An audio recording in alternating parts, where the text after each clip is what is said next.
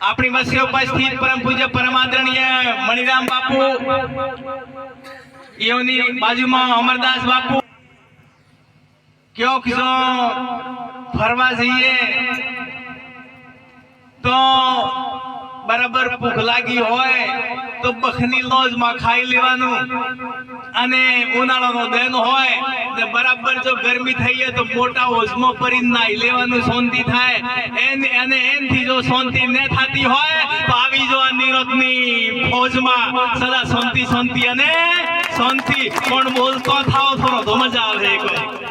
નીકળ જો હે ને સંતો જો ખરેખર આત્ર જે બોલાવે ને ખરેખર જે તો હે ને આપણું કલ્યાણ કરવા બંધો શબ્દ હે કો આ કાપનું તો હોય તો હું કરો પડે દુકાન નો હાબુ જોઈએ, અને અંદરનું જો અંતઃકરણ જો માં હો જો મેળતો હોય ને તો આ શબ્દ રૂપી સાબુ આપણે જે બોલવાથી આપણું અંતઃકરણ સાફ થાય, બીજોનું કોઈ જાતું નહીં. આપણું શું કરવા જો આપણે ને બોલીએ અહીં આવા હઈએ તો આપણે કોઈ આપણું તો કરતો જઈએ કે એટલે કે છે કાલ करे सो आज कर, आज करे सो अब, पल में परलय हो जाएगा, बहुरी करेगा कब.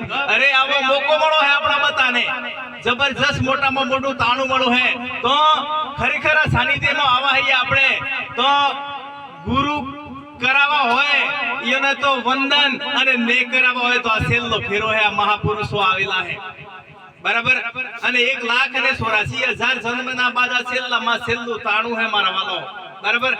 કોઠે આવેલી ના બુડે ને એના માટે આ મહાપુરુષો ઈશારો કરે કે છે ભવસાગર की कूप में सदगुरु नाखी डोर, डोर पकड़ के नहीं चढ़ सके तो सदगुरु का क्या है दोष.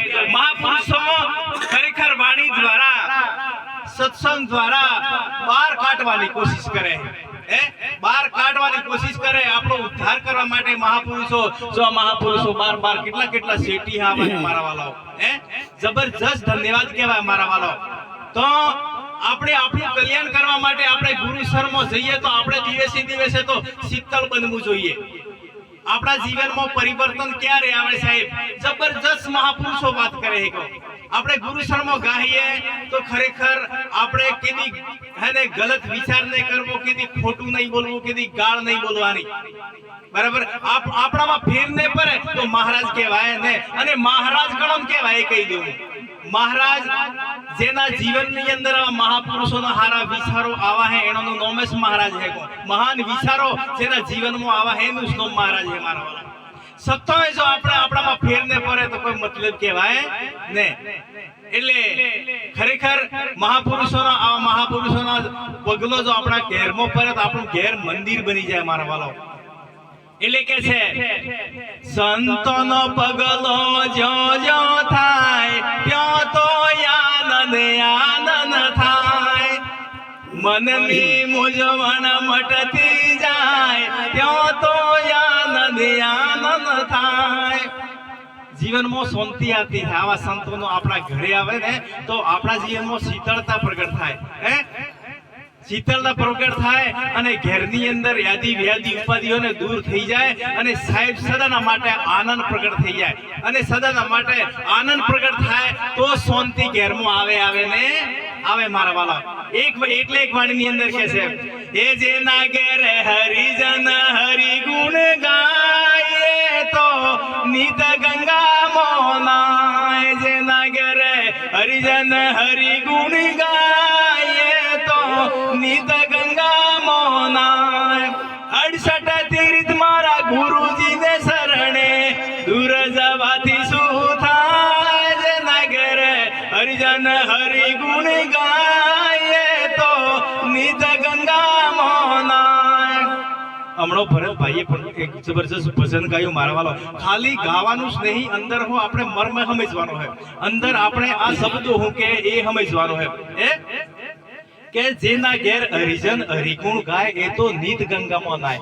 68 તીર્થ મારા ગુરુજીના શરણે દૂર જવાથી હું થાય એમ કો મારા વાલો બરાબર. તો ખરેખર આપણે દૂર છેટી જવાની કોઈ ક્યાં જરૂરત જ નહીં બરાબર. ક્યાં જવાની જરૂરત નહીં, સમજી જવાની જરૂરત છે મારા વાલો. સમજણ થાય એ જ હાસુ સુખ, સમજાય એ જ હાસુ સુખ, અને ને સમજાય એ જ દુઃખ મારા વાલો. બરાબર કે ભરતભાઈ એ ભજન ગાતું કે ઘેરની વાતો માં તો કે ભૂખે મરે ને કે પથરા પૂજવા જાય. એક વિચાર કરો, હકીકતની અંદર આપણે જો ને અંબાઈ જતા આવીએ, અંબાઈ જવાય બરાબર, જવાનું ના નહીં જવાય બરાબર, પણ અંબાજી આપણે જઈએ બરાબર ને, પણ કાયમી આ તો એક ભાઈ તો કાયમી મંદિરે જાય એટલે એક વર્ષ જેવું એ સેવા પૂજા કરી એટલે ત્યાં માતાજી એને પ્રગટ થઈ અને કહો કે બોલ બોલ બેટા હું હતું, પાછી ચોખ્ખા કીધી હે ને સુખડી બનાવી જાય હો, અને માતાજી માટે સુંદરી લઈ ગયા અને પેછણીઓ માતાજી કહો કે બોલ બોલ બેટા હું હતું, તો કે બસ કે માં કે હું કે તમારા શરણમાં આવો હું એટલે કે મારા જીવનો કોઈ શાંતિ થાય એવું કરો. એટલે માતાજી એમ કહો કે બેટા તું મારા માટે હેની કે સુખડી બનાવી લઈને આવે, તો કે ચોખ્ખા ઘી ની કે એટલે સુંદરી, તો કે સારામાં સારી કે સુંદરી લઈને આવો. એટલે માતાજીએ કીધું કે બેટા થાર આઈન કીધી છે તેલમાં સુરમું કરી નાલો, તો કે ના કે થારા કે 50 રૂપિયાનું હારલો લઈ આલો, તો કે ના તું થારા આઈનો નહીં થતો કે મારો કે થવાનો હતો હેડીને હેડ કે જાય. એટલે મારા વાલો જો આપણે પહેલા સ્ટાર્ટિંગ તો આપણે મા બાપની સેવા કરીએ, આપણે ઘેર તો જવાનો નાની જી જવું હોય તો રણુજા જવું હોય તો જો કદાચ છે ને ઈ હું શેટી જવું હોય તો જાઓ, પણ ઘેર જો હરખું ને પડતું હોય તો બહાર ફરવા હું થાય એમ કહું કંઈક તો પરિવર્તન આવવું જોઈએ. કે પરિવર્તન નહીં આવે ને આપણે બાર જઈ અને શેટી જવાથી આપણા જીવનમાં શાંતિ કીધી નહીં આવે મારા વાલો બરાબર. અને એક વિચાર કરો, આ તો નહીં કહેવાનું પણ કહેવા જેવું તો કેવું જ પડે બરાબર. હવે એક વિચાર કરો, આ ગોમો કેટલો હે એક વિચાર કરો, 12 મહિનામાં એક પ્રોગ્રામ થાય હે, આપણે ભક્તો કેટલા હે ભગત કેટલા હે, એક ભગત એક ગોમ ની અંદર ભજન રાખે કે તો આપણે તો મહિનામાં 15 ભજન થાય બરાબર. કે તુફાનપુરી કે ભજન ની વાતો કરે, પણ ભજન નું તો કોઈ ભાગ્યશાળી હોય એ આવો પ્રોગ્રામ કરી શકતા હોય મારા વાલા બરાબર. કે જે કોઈ ભાગ્યશાળી હોય એના જીવનની અંદર કોઈ આવું પુણ્ય પ્રાપ્ત થવું હોય એ આવો કોઈ કરી શકે મારા વાલાઓ. આ કોઈ ઇમેજ કોઈ ના કરી શકે કે છે કુછ પાના હે તો કુછ ખોના ભી પડતા હે, વાપરવું પડે મારા વાલો, વાપરીએ ને તો વધે. પણ હું ઘણા તો શું કરતા હોય ભજનમાં આવે તો કોટી કાલી રાખે કે ને હેઠા પર એમ કે ગુરુવાન પણ 2 રૂપિયા દક્ષિણા નહીં કરે, અને પેશન્ટ એ દવાખાનું આવે તો ડોક્ટર કે યાર વેત જ પર એમ નહીં દગા જવું પડે, તો પેલું હોમમાં પડતું તો 5000 રૂપિયા થાય. એના કરતે આપણે હાથે કરી વાપરીએ મારા વાલો.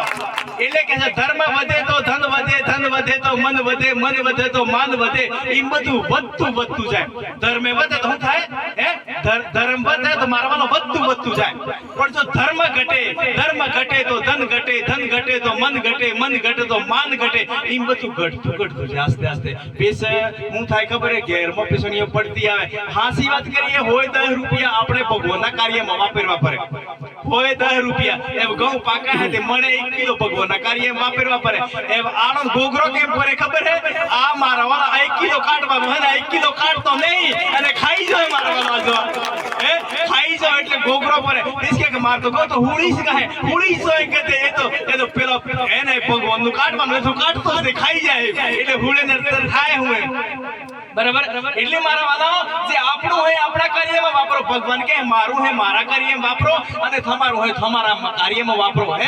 ભગવાન કે તમારા માટે તમે 1 ડગલું ભરો તો હું તમારા માટે 2 ડગલા ભરીશ, તમે મારું કાર્ય કરો તો હું તમારું કાર્ય કરીશ. પણ જો આપણે કરીએ તો મારા વાલા કરા વગર કોઈ મળે એમ નહીં, કરેલું ફોકાટ જાય એમ નહીં મારા વાલા. એટલે કરો મારા વાલા.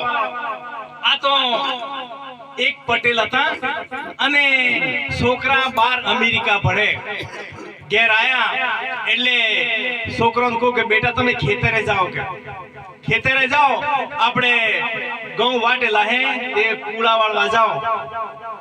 તે થોડા આગળ ગયા અને એક છોકરો પાછો પપ્પા દોરી નહીં, પપ્પા તો ને બહુ રમૂજી હતા એટલે બેટા જાવ તો ત્યાં આપણે હે ને પાથરે દોરીઓ તો હે જાઓ તમે તમારે સારું. પેલા છોકરા હેડી નીકળ્યા અને તમે મનો જાય ચાલુ થઈ ગયા, તે પેલો પાથરો ફીદે પેલો આખા ખેતરના પાથરા ફીદી નો ક્યાં, પણ કે એનો દોરી નજરમાં આવી ને એટલે બાજુના ખેતર વાળો પટેલ જોઈ રહ્યો છોકરા મારા વાળા બહાર થી આવેલા પણ કોઈક તો જોય પેલો ખબર પડી આ કોઈક આવા હે કોઈ કોમે પણ ઓમ માહિતી પડતી નહીં इस बाजू वाले कहूं કે અલા છોકરા હું કરો હું એરો પરાહો તે કે અમાર પપ્પે કહું હે કે પાથરે પાથરે દોરીઓ હે એમ કે દોરી તો કે એક નહીં મળતી એટલે પેલાને ખબર પડી કે મારા વાલા આ ઓણો તો કંટી ખબર નહીં પડતી એટલે કે અલા કે તમાર પપ્પે હાસી વાત કે કહું હે કે પાથરે પાથરે હે દોરીઓ તો હે પણ થમોન દેખાતી નહીં એટલે પેલા તો કંટાળે ને મારા વાલા કે એક અડધો કલાક આખો વાર તો ટક મથા